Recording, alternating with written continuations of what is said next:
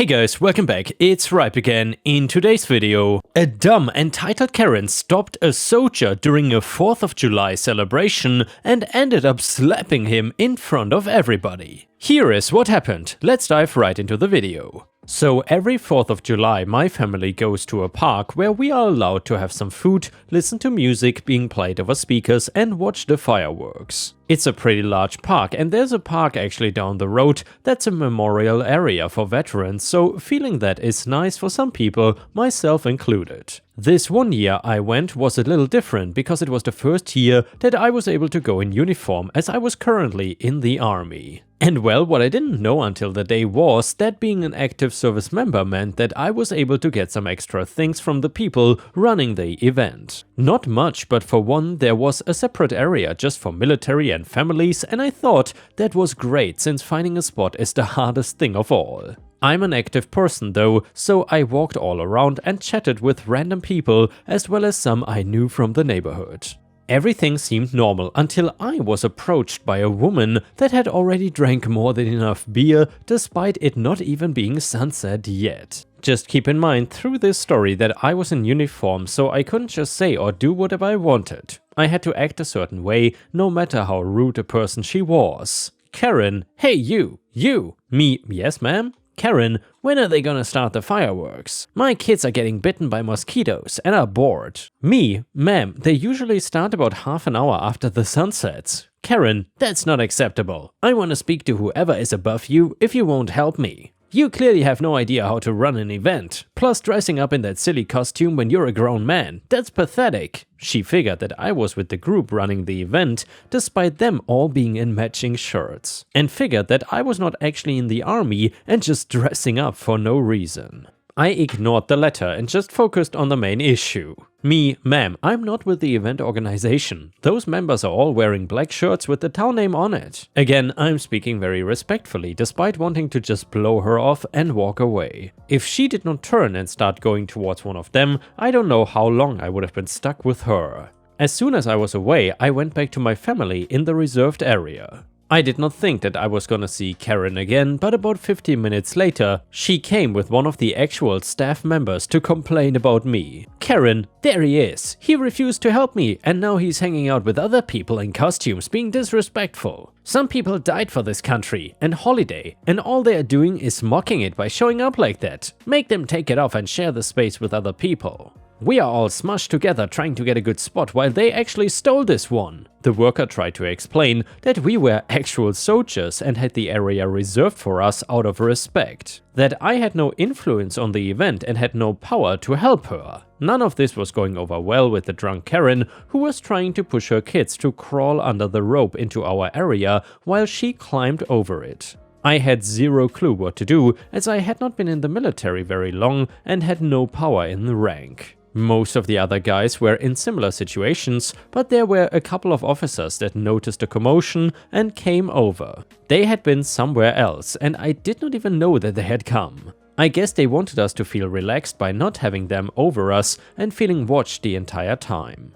Anyway, they were asking about the problems and of course drunk Karen started screaming about us being horrible and wanting to abuse her kids. All the crap and more as the beer seemed to lubricate her mouth to the point that she wouldn't stop talking. Meanwhile, I was crapping my pants because if he believed any of what she said, I was gonna be in a ton of trouble. One assured me that I was not in any trouble and this was not the first time things like this happened. People would get drunk at these things and pick on anybody in uniform because they are just a-holes. The only thing they could do was try and make Karen go away and hope that she just moved on since she didn't do anything actually illegal. That lasted for about 15 seconds before Karen decided it was the greatest idea in the world to run up and slap me across the face before calling me a pervert. I don't know where she got that from, right in front of all the witnesses. If you've ever been to a fireworks display, you know that there's no shortage of police and fire brigade just for safety.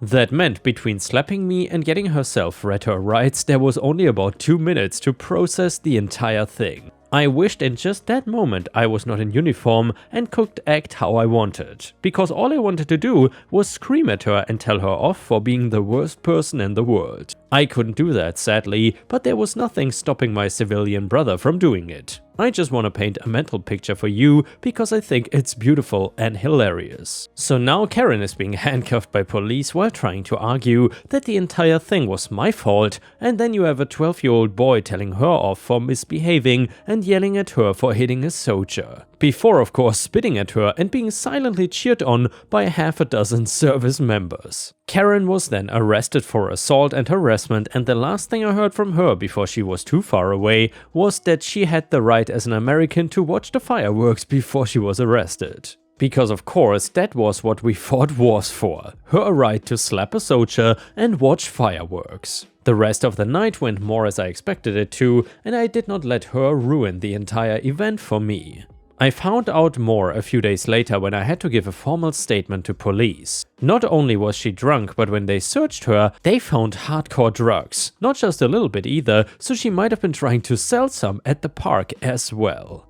I also asked about her kids because I didn't know if they were there with somebody else. They could only tell me that other family was there and the children are deemed safe in their care. Karen was going to prison, no question. She might have not if she had nothing on her, but heavy drugs with intent to sell pretty much means that you are doing time.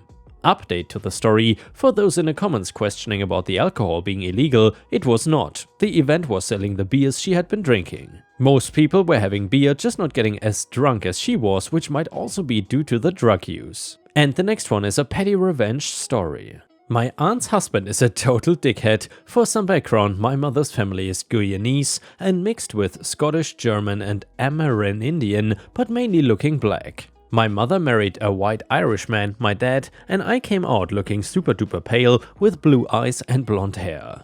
My brothers are both much darker because being biracial means getting a grab bag of genes. My aunt, my mother's sister, married a Nigerian immigrant who is lazy and racist. He came over for a PhD course, which he only passed because my aunt wrote his thesis and in the 30 years since has refused to work, and his distaste at being married into the same family as a white guy has manifested in a number of ways, from telling others that my dad has shouted racial abuse at him, witnesses confirmed he absolutely did not, to even refusing to speak to me because of my skin color. A few years ago, he was shouting about something completely false, and when I told him that he was wrong, he tried to physically attack me for being disrespectful and had to be held back by my dad and uncles. He was in his 50s and I was a 16-year-old girl. I later heard from my grandfather that after he yelled at my aunt's husband, aunt's husband, said that if he faced any consequences like being banned from family dinners or told off again for his treatment of me, he would take my cousins, leave my aunt and go back to Nigeria. It's been a few years since then, I'm an adult now and I've steered clear of as many holidays as possible. I did not want my grandfather to have to choose between protecting me and seeing my cousins again. My grandfather made it clear that he was on my side and would have physically removed the a-hole from his home, but of course that would result in probably never seeing my cousins again. I did not want him to make that choice. My grandfather died this year, it was a pretty awful illness, and I spent most of my time out of work inside of the hospital with him. My dad was there too. His father-in-law was the closest he had to a father. My grandfather taught me many great things, including that you should not allow people to ruin things for you, things like family gatherings. Now, the thing about this dude is, on top of being lazy as hell, he is super entitled. He fully believes that he is the head of the family, despite everyone hating him and ignoring him. He believes he is owed deference and respect from all. He told my aunt that since I didn't show him respect, she and my cousins were no longer buying me Christmas presents. I have not received a single one from them in years, by the way. So I set my plan into motion. I don't get paid out a lot, but I saved from October onwards. I filled the tree in my grandfather's old house with presents, one for every person in my family, bar one. This morning, Christmas Day, I stood under the tree with my gifts in my arms and I gave every person there a present that I had spent hours picking out. I went up to each individual, passing him several times while he looked at the gifts greedily and handed everyone something they would have wanted. I got to drink in the look of guilt on the faces of my cousins and my aunt as I received one solitary present from my mother's brother as they received a bunch from me. It was delicious. Finally, there was one gift left under the tree, a single envelope. It said, "For all your help looking after grandfather." I handed it to him. Inside were return Eurostar tickets to Paris for a long weekend. "Oh," I said, "I've made a mistake. That is my extra present to Dad." And indeed, there was my father's name on the tickets. He got to see every wonderful gift I got everyone else, while he received nothing. Nothing from me, nothing from my brothers who hate how he treats me, nothing from my uncles who hate him and only ever gave him things because my grandfather wanted to keep the peace to continue seeing his grandkids. The cherry on top, I received a special gift from my friend today. He bought 2 square feet of land for me and an aristocratic title. I'm now a lady, and even though it barely means anything, my family has been pretend bowing and scraping to me while ignoring him and his demands for respect, and he is now sulking and refusing to speak to anyone. Merry Christmas, Tony. And yeah, ripe stars, if you have enjoyed the story so far, please don't forget to like the video, subscribe to the channel if you haven't already, and maybe even leave a comment because that would help me tremendously since the algorithm is giving me a hard time once again, ready for Christmas as usual. Thank you very much, and now let's continue with the malicious compliance story. So this happened in the year 2015, this is the long story short of the already long story. So my grandmother on my father's side died in 2007, bless her soul. She owned a house and lot, a bungalow type near the sea. This house was not paid in full and there's still remaining balance about $5,200 in US dollars. This is already big money for us. Because my father is the only son, his older sisters agreed he should get the house, there was no will, but he should pay the remaining balance. We lived there and renovated the house. My father did almost 75% of the work. He added 2 bedrooms, ceilings, furnitures, added another bathroom, tiled the floors, kitchen sink and septic tank. No drainage system on that location. Basically, we received the house in bare shape. We paid fully in 2K15, but we didn't receive the title. There were so many excuses. 2016 comes, his nephew, a retired commander, visited my parents and told my father that he wants to add a 2nd floor so he and his wife could live there also. My father did not agree and he called his older sister if they want that to happen. They just said that they don't want to get involved. His nephew showed him that he already had the title of the house. Don't know how he did that, maybe he used his political background or something. I'm not sure. My father was furious. He called me and told me what happened. That time, I already bought a small patch of land for them when they want to retire, but I'm still saving enough money to build a house suitable for their needs. There were court battles that I'll not include, but in the end, his nephew won, but there was an agreement that he has to pay my father $7.4K. He mailed us the contract that we should vacate the house after 6 months. And there was a specific item that our lawyer pointed out, and we should repaint the house, no specific color, B, leave the house in original state, and guess what? We hired a construction team to demolish the bedroom, the bathroom, remove the ceiling, kitchen sink, tile floor, and also the septic tank, leaving it in original state. We spent about 2.8K, including the labor. The cherry on top, we painted the house with black inside and red outside with violet dots. It was a huge eyesore. And that color sounds like a poisonous mushroom or something. Anyway, I was bombarded with lots of calls and messages from my aunts and cousin, which I did not reply to. We went no contact after that. My parents now live in a beautiful farmhouse, tending their small garden. They enjoy morning walks by the lake, just living a stress-free environment. They are planning to adopt a puppy next month. And now we have another malicious compliance story, because we just cannot get enough of those. A guy I know, we both work in emergency services / public safety, was at a restaurant with his family. He racked up a $100 plus bill. The waitress brings the bill, he puts his credit card in the receipt thing, hands it to her. She comes back a few minutes later, tells him that she cannot charge the meal to that card because he does not look like the picture on the credit card. Well, that's true. He had lost 150 pounds in the preceding 2 years. Oh, that's me. I used to be fat. I'm sorry, sir. You don't look like the picture. My manager won't let me run the card. Well, I don't carry that much cash and that's my only credit card, so what do you want to do? I don't know, sir, but I cannot charge this card if you don't match the picture. Well, kids, you heard the lady. Free meal. Manager comes out. Sir, you're going to have to find another way to pay for the check. There's not any other way. I gave you my card and you refused to charge it, so it's your problem now. Well, if you leave, I will have to call the police. 10 minutes later, cop. Oh hey Josh, what's up? Remember that Josh works public safety, he personally knows all the local cops. Josh, they won't take my card because it has my fat picture on it. Cop trying very hard not to laugh.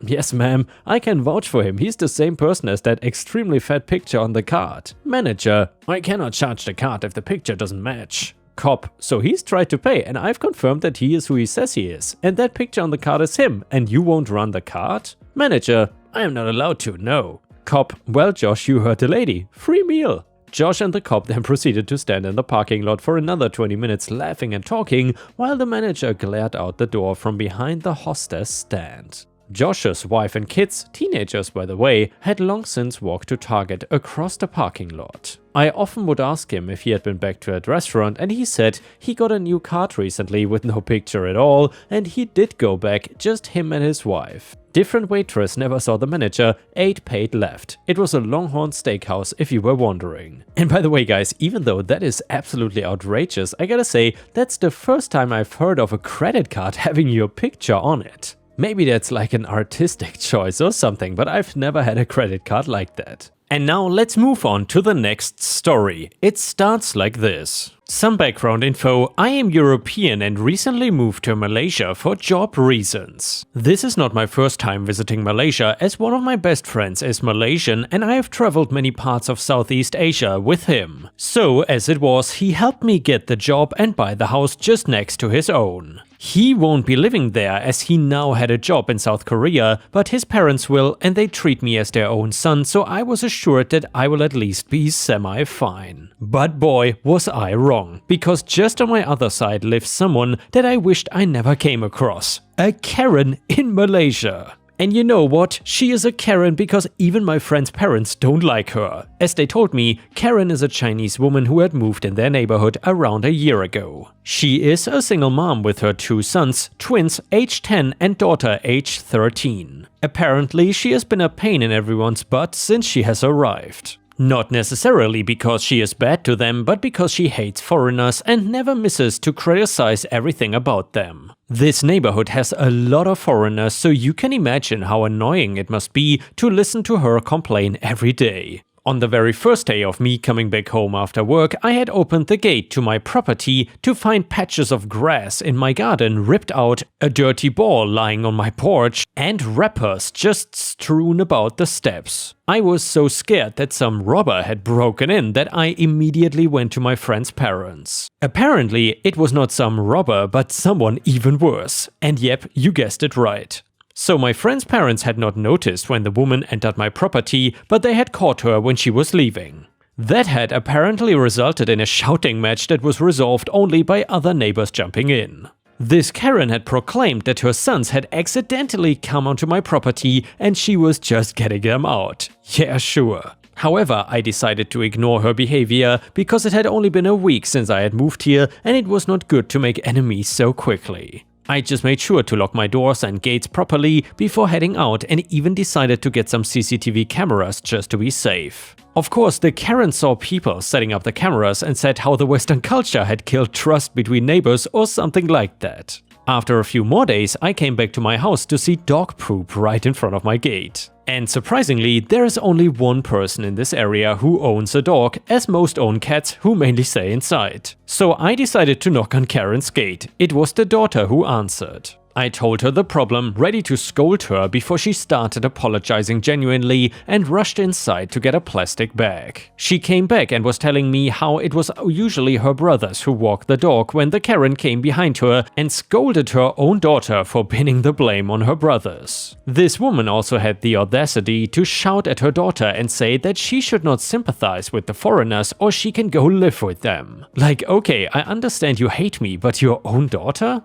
I felt so bad that the little girl rushed inside close to tears, and I was now more angry on her behalf than anything else. This Karen then slammed the door shut on my face and I could hear her shouting in Cantonese. We also had a single white dad living just down the street. He had unfortunately lost his legs and now relies on his wheelchair. His only son and daughter-in-law, who was Malaysian, took care of him, and even the neighbors try to help whenever they can because he is honestly a very sweet man. They also have a cat, I don't know the breed, it's like white with black and brown streaks, who is very calm and gentle, and I had even played with her once. Some emergency came that week and the son and daughter-in-law had to unfortunately leave. Normally it would not be a problem, but this Karen saw this as an opportunity to visit this dad's house and shouted at him for enslaving Asians and making the Malaysian girls service him. When the man tried to calm her down, the Karen pushed his wheelchair, laughing at how she was giving everyone justice. That was when the cat suddenly attacked her and did not let go of Karen until I came and pulled her away. But again, this Karen saw this as an opportunity and called police on me, saying how me and their single dad were planning together to murder her. Although the neighbors around us all testified against this bizarre claim, the police decided to keep the cat until the son returned. I told this all to my friend when he came to visit, and he promised that he would talk to the police, he had some old friend there, to be on the lookout for when this Karen does something to me. Well, this something came much quicker than I had expected, because then next week when I opened the gate to my property, I saw this Karen and her son swimming in my pool. The first person to see me was the daughter, who was standing on the sidelines holding towels for them, and I gestured her to leave silently because I knew she had no part in this. The Karen hears her daughter leave and turns to find me standing on the edge of the pool with my hands crossed. Karen says something in Cantonese followed by, "Why are you watching like a pervert?" Me, "This is my property, what are you doing here?" Karen, some more Cantonese, and while I don't know much, I did catch disgusting whites in it. "It is so hot, that's why." "Now go off and stop watching us." Me, "This is my pool on my property. If you're so hot, go take a bath or build your own pool." "You go off my property right now." Karen says something in Cantonese once again to her brats and says, "Fine, fine, this water is dirty anyway." And just as she is about to go out, the brats start splashing me with water. I stumbled back and landed on my butt and saw this woman trying to run off. So then I reached out as fast as I could and grabbed one of her brats and held him by his head, because I knew brats like this would try to bite you. The Karen started screaming in Cantonese and lunged at me, but I dodged. I let go of the brat and instead ran out of the property, locking the gate behind me. By this time, my friend's parents had come out as well, and when they saw me drenched, they rushed to wrap me in towels. I could hear the Karen screaming, but I ignored her and dialed the number that my friend gave me. The police arrived rather quickly, and only then I opened the gate. Karen started speaking in Malay that I know fairly a bit of, and thus I understood that she was telling the officer how I was the intruder who had locked her inside with her children after stealing from her. She even started saying how I am racist towards her and her family, and how I tried to influence her daughter and tried to kidnap her to sell her. The claims she was making were serious, so I waited for the police to be done with her